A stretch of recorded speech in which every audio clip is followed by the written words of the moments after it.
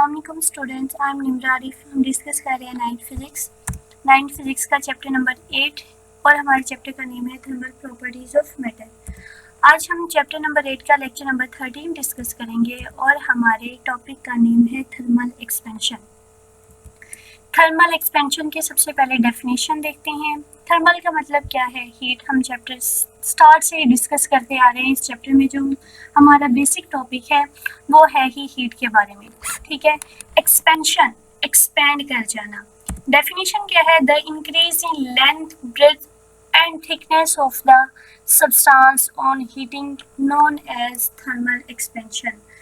अगर किसी भी सब्सटेंस की लेंथ इंक्रीज हो जाए, उसकी विड्थ इंक्रीज हो जाए या उसकी थिकनेस इंक्रीज हो जाए या वॉल्यूम इंक्रीज हो जाए, कब इंक्रीज हो? ऑन हीटिंग, हीट करने पर, तो उसको हम नाम देते हैं थर्मल एक्सपेंशन का। सिंपल से आपको मैं एग्जांपल देती हूँ। अगर जब हम दूध को बॉईल करते हैं, उसका वॉल्यूम पहले कम होता है, जैसे ही हम उसे हीट करते हैं, करते हुए कुछ टाइम के बाद दूध क्या होता है? बॉयल होना स्टार्ट हो जाता है। उसका जो लेवल है वो नीचे से क्या होता है? ऊपर की तरफ आ गया है। अब देखिए उसका जो वॉल्यूम है वो क्या हो गया है? इंक्रीज हो गया। हमने उसे हीट किया, हीट करने की वजह से वॉल्यूम इंक्रीज हो गया है, ठीक है। अगर किसी सब्सटेंस की लेंथ में, उसकी विड्थ में, उसके वॉल्यूम में इंक्रीज आ जाए चेंज हीट करने पर, तो उसको हम नाम देते हैं थर्मल एक्सपेंशन का। Cause of expansion of substance on heating, heat करने पर सब्सटेंस की एक्सपेंशन होती क्यों है, उसकी रीजन क्या है? आपसे ये शॉर्ट क्वेश्चन भी पूछा जा सकता है। The kinetic energy of the molecules of an object depends on its temperature. ये कल भी हमने डिस्कस किया था कि काइनेटिक एनर्जी जो है एलिमेंट्स की, सब्सटेंस की, किसी भी ऑब्जेक्ट की, मॉलिक्यूल्स की, वो डिपेंड करती है टेम्परेचर पर। जैसे जैसे टेम्परेचर इंक्रीज होगा तो काइनेटिक एनर्जी भी क्या होगी? इंक्रीज होगी। जब काइनेटिक एनर्जी इंक्रीज होगी तो उसे हमने कहा था कि जो उनकी वेलोसिटी है वो क्या हो जाती है? बढ़ जाती है, ज्यादा तेजी से मूव करते हैं। The molecules of a solid vibrate with larger amplitude. अगर हम सॉलिड की बात करते हैं तो सॉलिड के जो मॉलिक्यूल्स हैं वो लार्जर एम्पलीट्यूड से वाइब्रेट करते हैं at a high temperature then that at low temperature. High temperature पर उनकी वाइब्रेशन जो है वो ज़्यादा होती है as compare to low temperature. Thus on heating the amplitude of vibration of the atoms और molecules of an object increases. उनका जो एम्पलीट्यूड है वाइब्रेशन का वो क्या हो जाएगा? इंक्रीज हो जाएगा, वाइब्रेशन बढ़ जाएगी। They push one another further away as the amplitude of vibration increases. जैसे उनकी वाइब्रेशन ज़्यादा होगी, वाइब्रेशन ज़्यादा होने की वजह से वो एक दूसरे को क्या करेंगे? पुश करेंगे, ठीक है। एक दूसरे को वो आगे की तरफ धकेलेंगे। जब वो एक दूसरे को पुश करेंगे तो रिजल्ट क्या होगा कि लेंथ में, उसके विड्थ में या थिकनेस में क्या हो जाएगी? इंक्रीमेंट हो जाएगा। लेंथ जो है वो इंक्रीज हो जाएगी। अगर हम लिक्विड की बात करते हैं तो उनका वॉल्यूम क्या होगा? इंक्रीज हो जाएगा। Linear thermal expansion in solid. सबसे पहले हम सॉलिड्स में एक्सपेंशन को डिस्कस करेंगे, उसके बाद हम लिक्विड में एक्सपेंशन को डिस्कस करेंगे कि लिक्विड में एक्सपेंशन किस तरह से होती है। सॉलिड में एक्सपेंशन है लीनियर थर्मल एक्सपेंशन। सबसे पहले डेफिनेशन देखते हैं। लीनियर थर्मल एक्सपेंशन की डेफिनेशन क्या है? The increase in the length of a solid on heating, heat करने पे लेंथ का इंक्रीज हो जाना, इस कॉल्ड लीनियर थर्मल एक्सपेंशन। इस प्रोसेस को हम नाम देते हैं लीनियर थर्मल एक्सपेंशन का।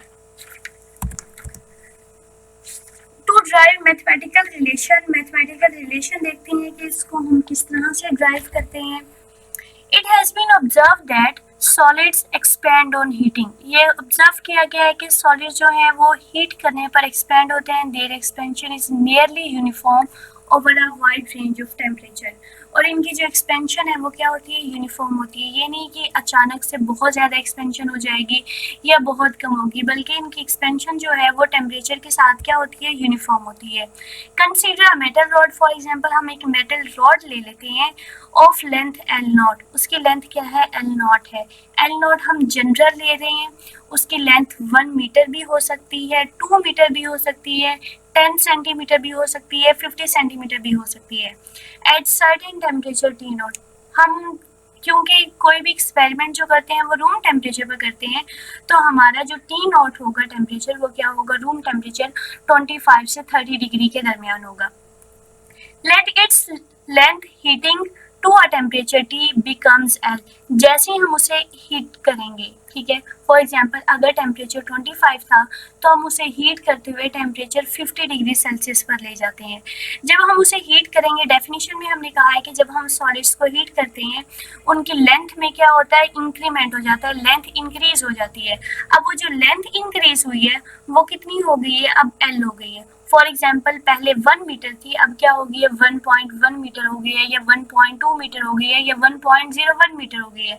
हम जनरल कह देते हैं कि पहले L नोट थी और अब उसकी लेंथ क्या हो गई है, L हो गई है। दस, increase in length of a rod, length में जो इंक्रीज हुआ है, ठीक है, पहले 1 मीटर थी, अब क्या हो गई है, 1.1 मीटर हो गई है। अब इंक्रीमेंट कितना हुआ है उसके लिए हम क्या करेंगे, हमारे पास जो बाद वाली लेंथ है मतलब L है 1.1 है, उसमें से हम क्या करेंगे, 1 को माइनस करेंगे तो इंक्रीज कितना आ जाएगा, फॉर एग्जांपल 0.1 मीटर हमारे पास इंक्रीज आ गया है।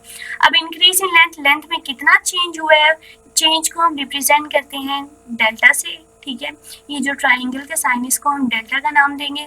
लेंथ में इंक्रीज देख रहे हैं तो delta L is equal to L यानी कि हीट करने के बाद जो लेंथ है माइनस L नॉट हमारे पास जो ओरिजिनल लेंथ है। इंक्रीज इन टेम्परेचर, टेम्परेचर हमने कितना इंक्रीज किया है, ठीक है, delta T is equal to, ये भी क्या आ जाएगा हमारे पास, T फॉर एग्जाम्पल अगर हम 50 तक लेकर गए हैं टेम्परेचर वो, minus T naught initial temperature, अगर हमारे पास initial temperature for example 25 degree Celsius था तो हम क्या करेंगे, 50 माइनस 25 करेंगे तो हमारे पास क्या आ जाएगा, change in temperature, change in temperature कितने हैं, 25 डिग्री सेल्सियस आ गया, वो हमारे पास टेम्परेचर आ जाएगा। अब देखिए यहाँ पर एक डायग्राम हमारे पास है, ये हमारे पास एक क्या है, रॉड है, कोई भी आयरन का रॉड है, फॉर एग्जाम्पल पहले उसका टेम्परेचर है 20 डिग्री सेल्सियस, 20 डिग्री सेल्सियस पे ये हमारे पास उसकी क्या है, लेंथ यहाँ तक, ठीक है, ये हमारे पास L और साथ हमने क्या लिखा है 20, ये लेंथ किस पर है, 20 डिग्री सेल्सियस पे। जैसे हमने उसे हीट किया है, हीट करने के बाद हम उसे टेम्परेचर T तक हीट किया है तो उसकी लेंथ क्या हो गई है, ज़्यादा हो गई है। अब देखिए पहले उसकी लेंथ इतनी थी, अब लेंथ क्या हो गई है, यहाँ तक इंक्रीज हो गई है। अब ये जो लेंथ में चेंज आया है उस लेंथ में चेंज को हम किससे रिप्रेजेंट करेंगे, डेल्टा L से रिप्रेजेंट करेंगे। It is found that change in length delta L of a solid is directly proportional to its original length, वो किसके डायरेक्टली प्रोपोर्शनल है, ओरिजिनल लेंथ के, एंड चेंज इन टेम्परेचर, और number 2 वो किसके directly proportional है, change in temperature के। अगर तो ओरिजिनल लेंथ ज़्यादा है तो हमारे पास जो चेंज आएगा, चेंज इन लेंथ जो होगी वो भी क्या होगी, ज़्यादा होगी। हम यहाँ पे डेल्टा L डायरेक्टली प्रोपोर्शनल है, वो किसके डायरेक्टली प्रोपोर्शनल होगी, L नॉट के। यहाँ पर प्रोपोर्शनैलिटी का जो साइन है उसको आप अपनी बुक के पेज नंबर 184 पर देख लीजिएगा, वहाँ से आपने इस डायरेक्टली प्रोपोर्शनल के साइन को बिल्कुल ठीक तरह से लगाना है। जो आप नोट्स बनाएंगे ये इसको नोट करेंगे, क्योंकि यहाँ पर लैपटॉप में प्रोपोर्शनैलिटी का जो ओरिजिनल साइन है वो नहीं आ रहा था, इसलिए मैंने ये अल्फा का साइन यहाँ पे यूज़ किया है। और दूसरा हमने कहा है कि जो चेंज इन लेंथ है वो डिपेंड कर रही है टेम्परेचर पे, जितना ज़्यादा हम टेम्परेचर इंक्रीज करेंगे लेंथ में उतना ही चेंज आएगा, ठीक है, टेम्परेचर ज़्यादा होगा तो लेंथ में जो इंक्रीज हो रहा है वो ज़्यादा होगी, अगर टेम्परेचर कम है तो लेंथ में इंक्रीज भी कम होगा। तो डेल्टा L डायरेक्टली प्रोपोर्शनल किसकी है, डेल्टा T के। फर्स्ट को हम इक्वेशन नंबर 1 का नाम देंगे, सेकेंड को हम इक्वेशन नंबर 2 का नाम देंगे। कंबाइनिंग इक्वेशन 1 एंड 2, अब देखिए जो चेंज इन लेंथ है वो डिपेंड कर रहा है ओरिजिनल लेंथ पर भी और वो डिपेंड कर रहा है टेम्परेचर पर भी। तो हम दो इक्वेशंस को लिखने के बजाय हम दोनों को क्या करते हैं, कंबाइन करके लिख लेते हैं, delta L proportionality sign, L naught delta T। अब हम फिजिक्स में जब भी प्रोपोर्शनैलिटी साइन को ख़त्म करते हैं इक्वल लगाते हैं और इक्वल के साथ हम एक कांस्टेंट लगाते हैं और वो कांस्टेंट हमारे टॉपिक के लिहाज से होता है। तो यहाँ पे डेल्टा L इक्वल का साइन लगाएंगे और उसके बाद हम यहाँ पे कांस्टेंट लगाएंगे और वो कांस्टेंट हमारे पास क्या है, अल्फा, ठीक है, और उसके साथ क्या आ जाएगा, L नॉट डेल्टा T। ये हमारे पास जो कोफिशिएंट है ये coefficient of linear thermal expansion है। L नॉट हमने पीछे डिस्कस किया था कि delta L change in length, ठीक है, चेंज इन लेंथ हमारे पास किसके इक्वल था, L माइनस L नॉट के था। तो डेल्टा L की जगह हम क्या लिखेंगे, L minus L naught is equal to alpha delta naught and L naught delta T।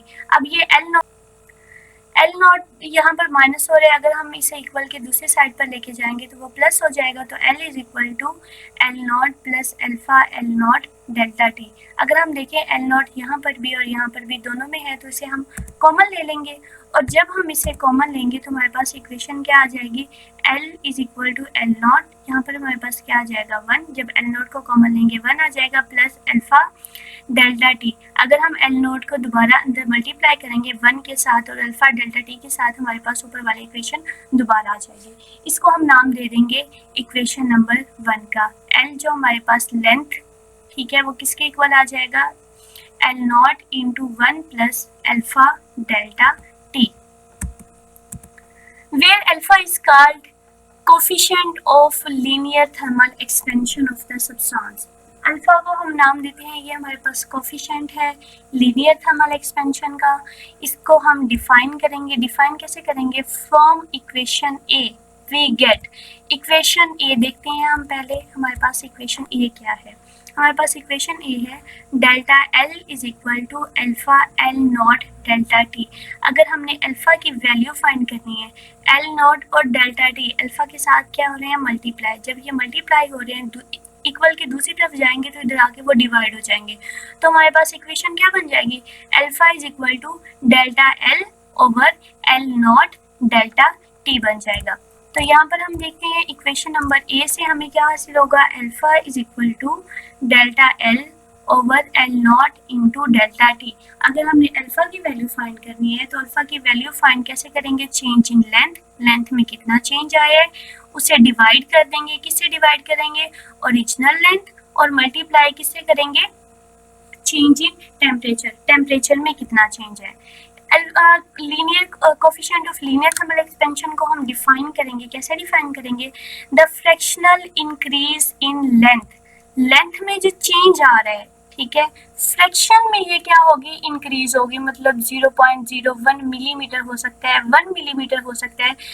Solids में जो इंक्रीज लेंथ इंक्रीज होती है या वॉल्यूम इंक्रीज होती है वो क्या होती है, मिलीमीटर्स में होती है, बहुत कम इंक्रीज, बिल्कुल माइन्यूट सा क्या होता है, इंक्रीमेंट होता है।